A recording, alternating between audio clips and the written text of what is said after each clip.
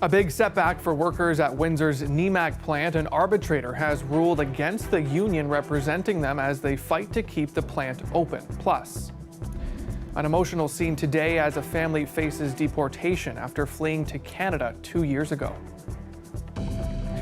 Cloudy and +1 right now. Chance for rain or flurries tomorrow and rain on Sunday.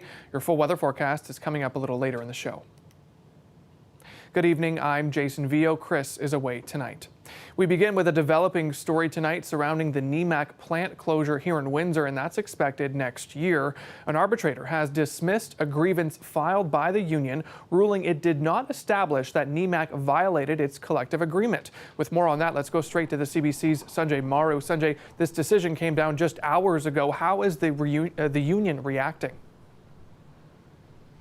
Well, Jason, as you can imagine, the union is extremely disappointed by the arbitrator's decision. This after Nemak announced back in July that this plant behind me would be closing its doors in 2020, despite a previous agreement allowing the plant to stay open until 2022. This is a plant which employs about 270 workers. Now, take a look at these images. You may remember back in September, a Windsor judge found multiple union leaders in contempt after they failed to take down this 2-week blockade in front of the plant. 1 month later, the union filed a grievance after bargaining talks broke down, and the union today saying that workers are extremely devastated by the arbitrator's ruling, which reads, if there were evidence that the employer had deliberately delayed production or otherwise manipulated the viability of the plant, my conclusion may well have been different.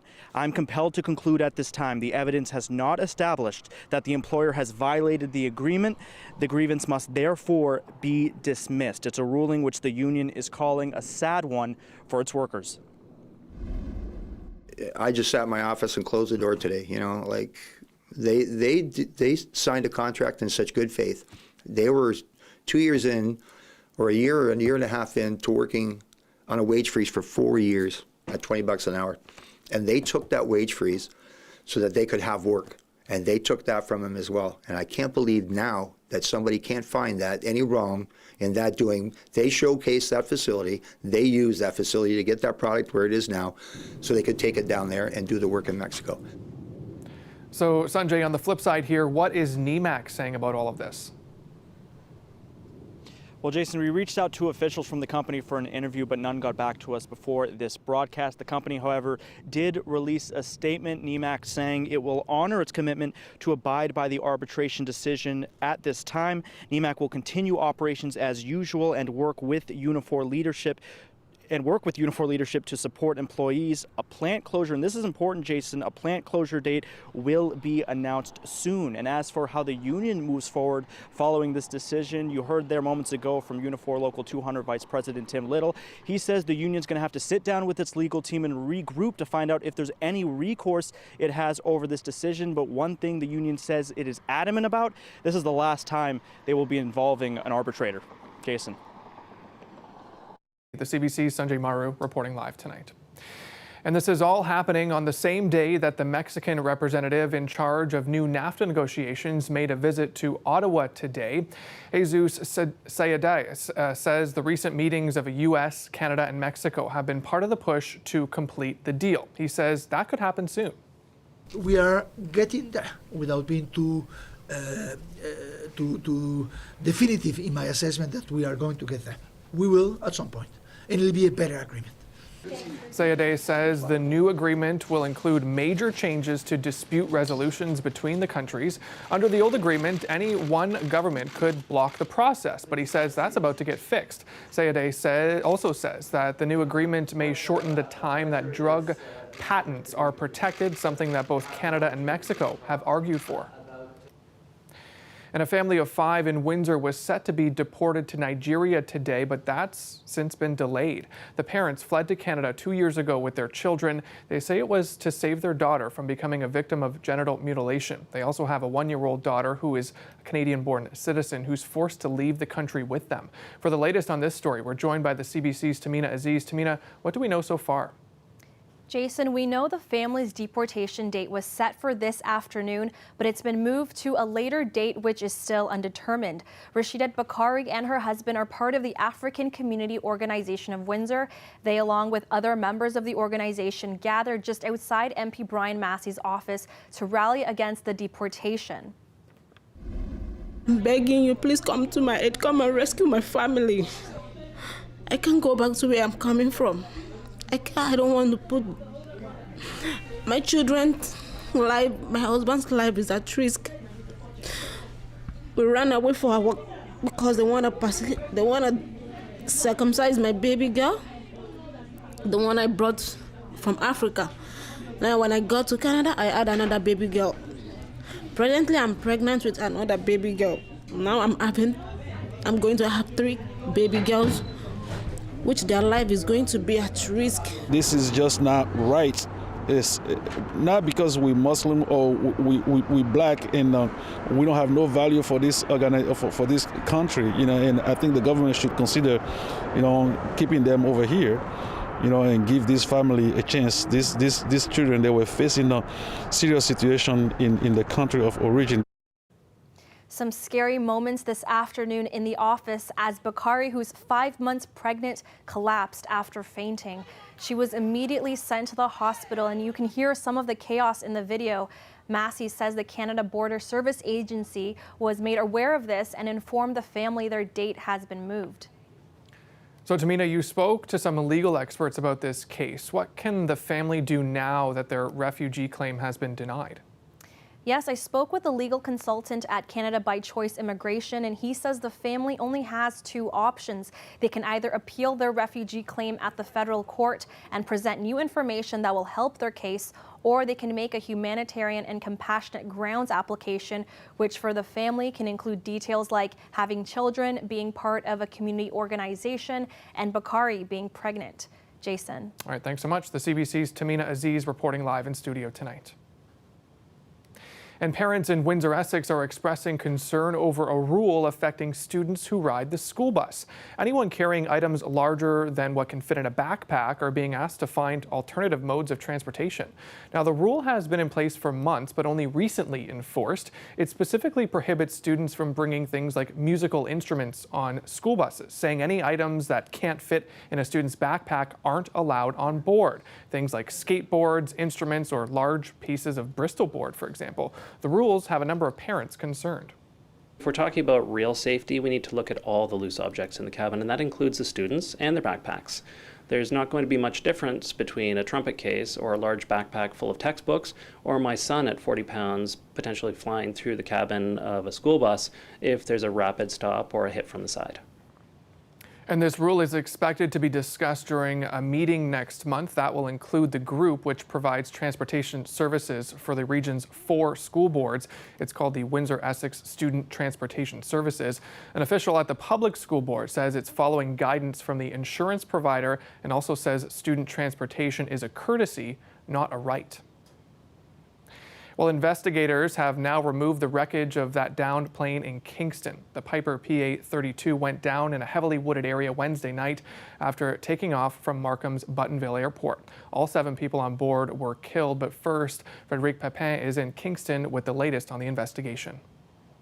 The wreckage of the plane has just been removed from the crash site here in Kingston, but as you can see behind me, there's still a Kingston police vehicle here securing the scene.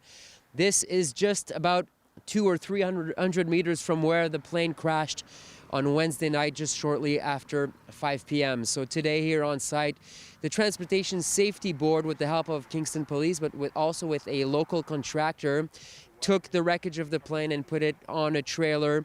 Then we could see, different pieces being installed. The tail of the plane was installed, but before that were the bigger pieces, the body of the plane, the wings.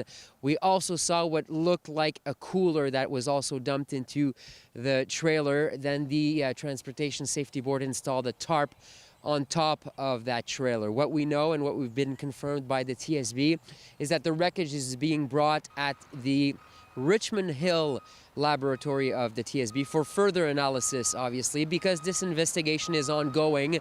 The Transportation Safety Board still hasn't released any more information about what could have caused this plane crash that has killed, as you well know, 7 people, including 3 children. We also now know that the National Transportation Safety Board, the American TSB, if you will, is now participating in this investigation and helping out the Canadian TSB. Frédéric Pepin, CBC News, Kingston. The Calgary Flames head coach Bill Peters has resigned amid allegations of racial slurs and physical abuse. The team's general manager made the announcement at a press conference. This morning I received a letter of resignation from Bill Peters, which I accepted. Effective immediately, Bill Peters is no longer a member of the Calgary Flames organization. Earlier this week, Peters apologized for using offensive language when he was a coach in the American Hockey League, but he did not make a specific reference to Akeem Alou. The Nigerian-born player said Peters used racial slurs while ridiculing the athlete's musical tastes. Alou dismissed the apology as misleading, insincere, and concerning. At least 2 other players have accused Peters of being physically abusive when he was the coach of the Carolina Hurricanes. Peters was behind the bench in Carolina for 4 years, starting in 2014. The Flames launched an investigation of Peters earlier this week. Climate change is real! Let's stop climate change! About 35 protesters in Windsor joined thousands who took part in climate change action rallies around the world today. Today's rally near City Hall Square was organized by Windsor on Watch Environmental Action Group. They staged what's called a die-in for a few minutes, illustrating how climate change will affect living things on the planet.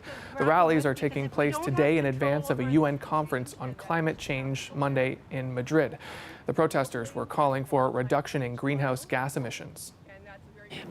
For carbon offsets, they say the best thing to do would be tree planting to absorb some of the carbon, but obviously if the emissions keep going up, that's not the best solution. The best solution is to reduce the emissions. The activists want to see everyone pitch in and reduce the dependence on fossil fuels. The protesters were joined by students from Vincent Massey Secondary School and a group called Earth Minders. They warn of more global catastrophes if something is not done to reverse climate change. The City of Windsor has been working on this for 10 years. They've just came out with their second adaptation plan. So they've come a long way, but I think even they would agree we've got a long way to go. Less talk, more action. That's one of the messages during a climate action symposium at the University of Windsor. Also today, municipal leaders and experts from our region met to discuss the most important climate action issues. Community energy planning is one of them, with programs to try to reduce the usage. Speakers also highlighted that municipalities are a key part of addressing climate change and the need for mitigation efforts. This month, Windsor and Essex County have both declared climate emergencies, but experts say it needs to go beyond that when planning for the future. It's part of the conversation now. People see that this was something that had to happen, and that symbolic gesture by municipalities to say, yes, we're on board, in both cases unanimously, is incredibly important. But we're not going to reduce emissions with words. We're going to reduce emissions with actions and with policies that are very targeted towards that. We have the responsibility to tighten up our budgets, tighten up our belts. But as I look down the road, and that's the dollar that I don't spend today may cause $4, $5, $6 to be spent later on down the road, those numbers that were presented are scary, and especially if we can start to mitigate them at this point in time responsibly. And applications are open for community benefits for the Gordie Howe International Bridge. The Windsor-Essex Community Benefits Coalition is hoping more people come forward with ideas for projects in Sandwichtown. They've already heard what some people are hoping to get funded. It's definitely been things around environmental mitigation, so things around pollution, studies around pollution.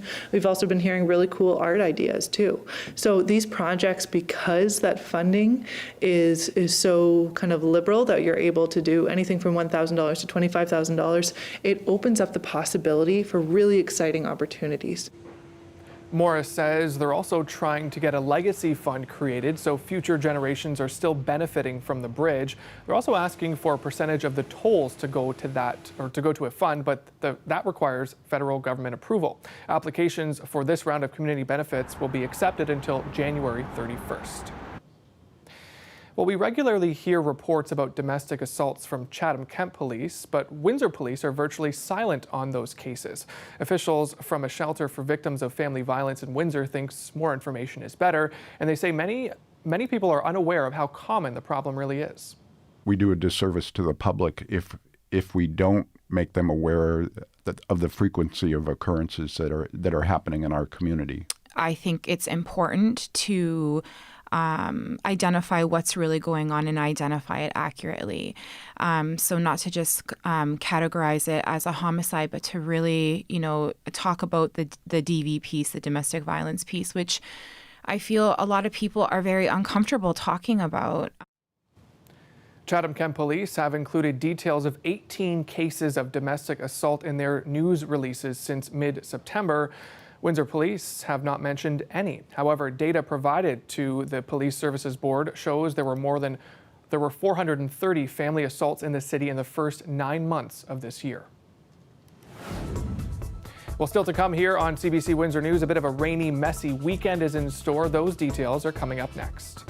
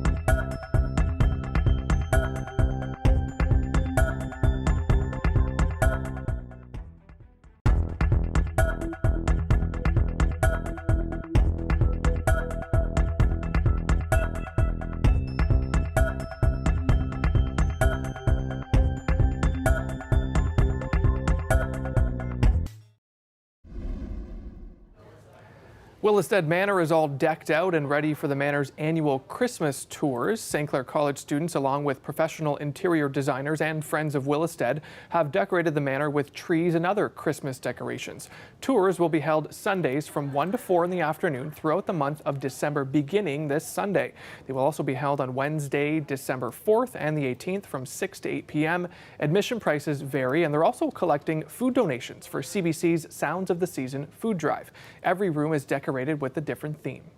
Here in the Great Hall, it's called the Crystal Palace this year, decorated in crystals and shiny, shiny objects to enhance you. So the first year that we're doing Breakfast with Santa. So we have availability on December 1st and December 22nd, starting at 10 a.m. for groups to come in, have brunch upstairs, and then come down to have photos done with Santa Claus, and then do a guided tour through the manor.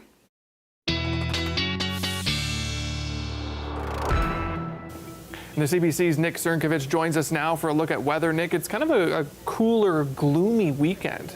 Yeah, it is, and there is a major winter storm that's headed our way in southern Ontario. Now, that being said, won't be so much of a winter storm for the Windsor area, but within our forecast region, there's definitely going to be lots in the way of winter weather. I'm going to get to that in just one sec. Here's a look at your weather headlines. A messy winter storm, at least for some. Strong winds on the way over the next couple of days, and icy roads for some as well in our forecast area. It's all part of this, a developing Colorado low. It doesn't look like much right now. This is often where our storm systems in the winter develop, is actually Colorado, and that's why they call them Colorado lows. It's the source region of it. So this one over here is developing through the day today. It's going to slide eastward. By the time we hit tomorrow afternoon, we're looking at a few spotty showers just touching the Windsor area. We're not going to see much in the way of rain tomorrow, but a few spotty showers. In the transition, however, some of this could slick up the road, so we may see some wet flurries along this boundary here. So watch for icy roads as temperatures hover around the 0 mark. By the evening, though, we've got showers poking into the region, and then through the overnight, showers continue, but it's this pink area here. That's your mixed precipitation that we've really got to watch, and that's the winter stuff that I was talking about. It will be a rainfall event for Windsor. Heavy amounts of freezing rain in the areas in pink, and if you have family or if you're headed out toward the Golden Horseshoe area, that's going to be a mix of ice pellets, freezing rain, and snowfall. As a snapshot, here's what it's going to look like by tomorrow afternoon. 15 to 20 millimeters of rain in the Windsor area.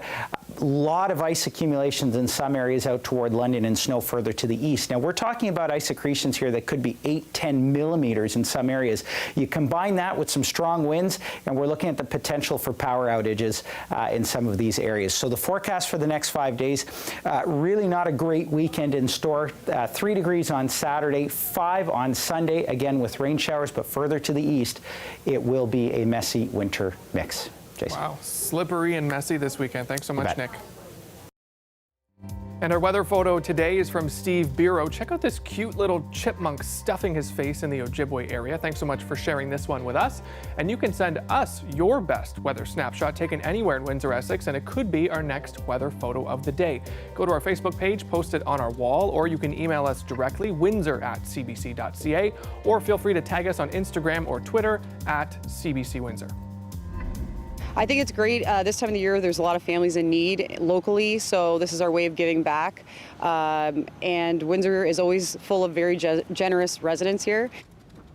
Windsor Police will be out at the Dougal Avenue Superstore tomorrow collecting non-perishable food donations. The annual Stuff the Cruiser event is being held in conjunction with CBC's Sounds of the Season food drive. Now, the food goes towards the Kids First Food Bank, which is operated through the Windsor Homes Coalition. Police hope to stuff 7 cruisers this year, 1 more than last year. CBC swag and Windsor Police swag will be handed out to the first 100 people who drop off a donation tomorrow. The hours will be from 10 a.m. until 2 p.m. And CBC Windsor is also getting in the spirit, collecting donations for the Windsor Essex Food Bank Association, part of our Sounds of the Seasons event, of course. On December 13th, we'll be live all day in the community. Our radio show in the morning kicks us off. Windsor Morning will be broadcasting from the St. Clair Centre for the Arts. And then this show, CBC Windsor News at 6, will be broadcasting live from the Fog Lounge with musical acts and much more. Now, if you want to donate, all of that information is on our website, cbc.ca/Windsor. We'll be back in just a few minutes.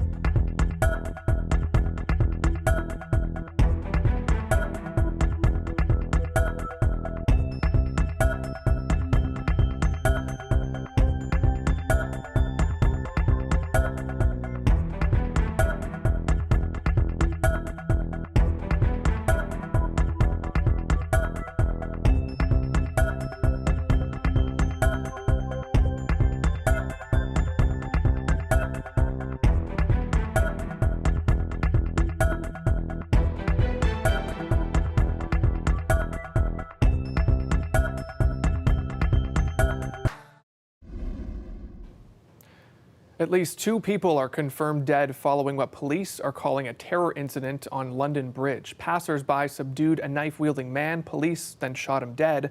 Officers say he was wearing a fake suicide vest. The CBC's Margaret Evans reports from London.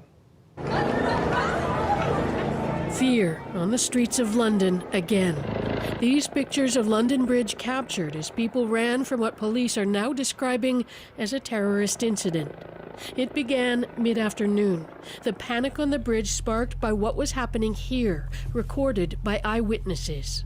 A knife-wielding man apparently wrestled to the ground by members of the public. One man seeming to carry the knife away. Another pinning the man down, pulled away by police before they shot the suspect.